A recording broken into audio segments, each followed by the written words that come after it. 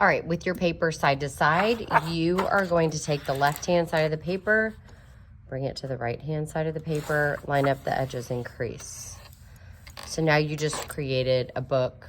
It looks like obviously it's a rectangle. So I'm not flipping it around. I'm now gonna take the bottom and I'm gonna bring it up to the top, line up the edges, crease the fold. So that way when I open up my paper, I have a lowercase t across my paper. I still wanna make sure that it's side to side, okay? So I'm gonna actually use these guide points to make my pie. So I'm gonna draw in Sharpie just so you can see on the paper. I'm gonna put my finger right in the middle of where my two folds meet, and then I'm gonna put it on the left-hand side. I'm on the fold.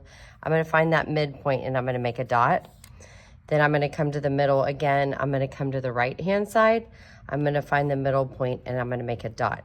So that is how long our pie is gonna be. The cool thing about a pie is it's not actually completely straight lines. So there's so many people who worry about, you know, making sure they use a ruler or whatever. We don't have to worry about that because pies are not completely straight. So what I'm gonna do now is I'm gonna connect those two dots with a line. Okay, then I'm gonna bring a line down about 1 inch and 1 inch. I want them to match each other. And then I'm gonna go ahead and connect the end of those lines as well.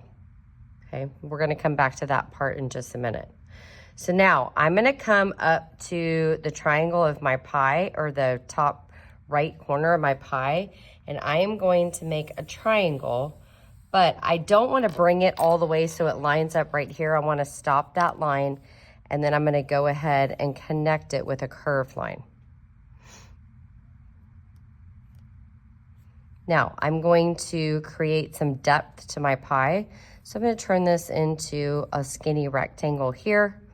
And then the crust at the top, as it's closer to me, it should be bigger and then get a little smaller, which is called foreshortening as it goes away, okay?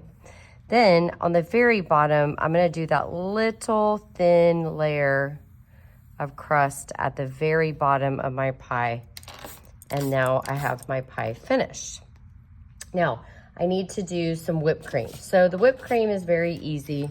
I'm gonna actually start with a curved line, and you're drawing in pencil, so mine's a little bit different, but I'm gonna draw a curved line.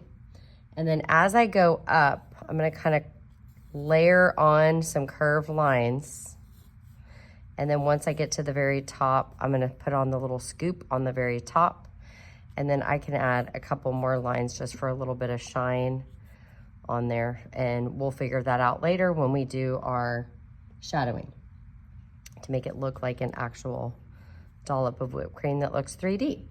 Okay, so now I'm gonna do my plate. So the plate for me is gonna be tricky because I am not drawing in pencil. So what I'm gonna do is towards the top of the crust, I'm gonna go ahead and I wanna go all the way around the pie. And I also wanna come back on the opposite side that I started.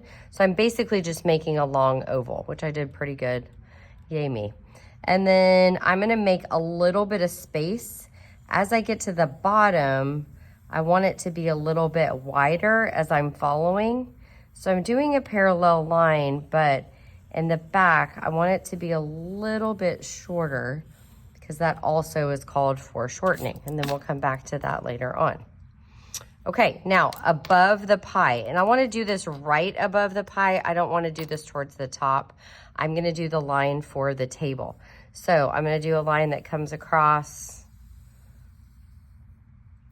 and that is all we are doing for the pie. So now we're gonna flip it over. We're gonna do it on the back because you might be able to do a better job the second time, and then we'll pick which one we like the best.